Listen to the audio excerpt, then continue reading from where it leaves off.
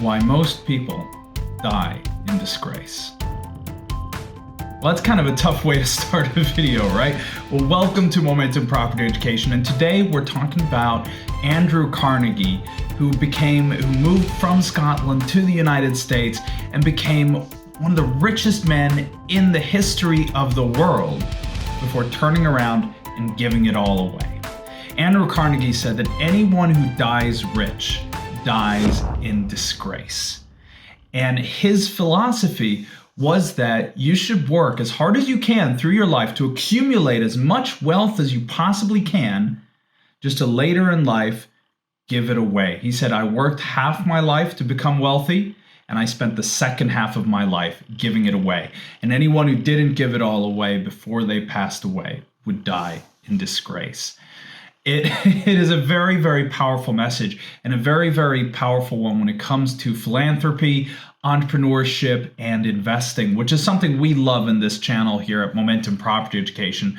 Every single week, we make you videos about what's going on in the economy, what's going on in different investments, how to create passive income, and interview top experts from all over the world. So please make sure you subscribe so you don't miss on any of these shows, because for me, this is such a powerful lesson. I was listening to the story Snowball. It's the biography about Warren Buffett.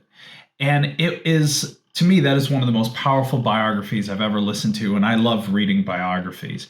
What's so cool about Warren Buffett's journey is how at a young age, he already understood the power of compounding. If you acquire an investment, and an investment, by definition, is something that generates you an income, right? So if it generates a profit, it goes up in value. So a car generally goes down in value, costs you, so it's not an asset. An investment would be, gold, stock, something like that, or property, of course, as we love in Momentum Property Education.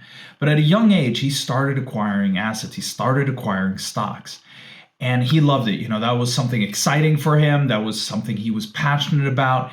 And as he accumulated, he started, he would think of it. It's so interesting to get into his way of thinking, because when he thought about what he was buying, he always looked 10, 20 years into the future. And he knew that he could get 10, 20, 30% returns a year, which means when that accumulates, so say you have $100, right? If you invest that and after 1 year it goes up by 20%, it's going to be worth $120. But after a second year, if it goes up by 20% again, it's now worth $144 because of the compounding effect. And what he would do is he would fast forward like that, 10, 20 years, just like that in his mind. And he would compare any purchase. So if he's looking at buying something for $100, if you want him to buy a new suit, like his friends and wife often wanted, because he wasn't that great at dressing.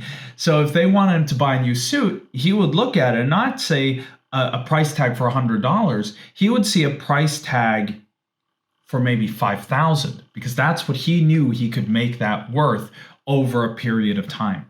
And the same thing started when his wife started saying, we should start giving to charity. He said, yes, absolutely. We want to make a difference. We want to help the world. But if I give the money to charity, I can help X number of people today.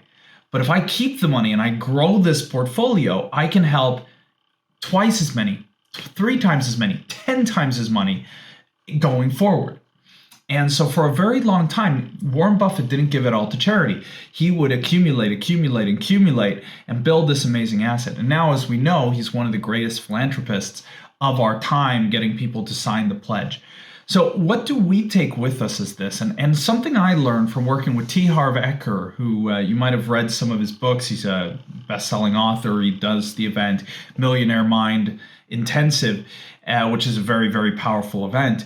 But one thing I learned was the value of finding that balance, right? I run an investment company. We own property in the UK. We're buying property in Spain. We invest in cryptocurrencies and stocks. We do venture capital. We actually co-founded a golf resort.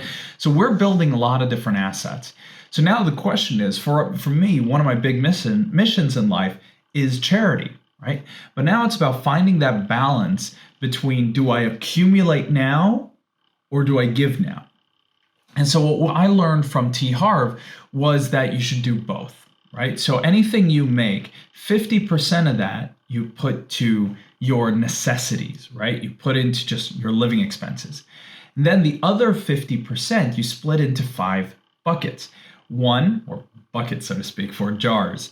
One of them is for your own education. So 10% of your income you use to educate yourself. 10% you use to have fun, you celebrate yourself. 10% you save to spend later, maybe your annual trip, buy a house, buy a new car, stuff like that. 10% you invest, and 10% goes to charity. That way you have your living expenses covered. You use 10% to have fun. That's your play budget, right? You have fun every month. You enjoy yourself. You educate yourself. You keep growing. And you're investing and giving to charity as well as saving for a future expense.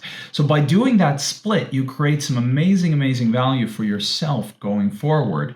And it means you're giving now, you're giving 10% as well as investing for the future. This is what we try to work off of. Now, luckily for us, we don't need 50% to live off of, so we're able to put a bigger part of that into investing, which is what we're doing now. So we keep the charity at 10% and we're investing more because that way we can accumulate more and we can make a bigger and bigger impact.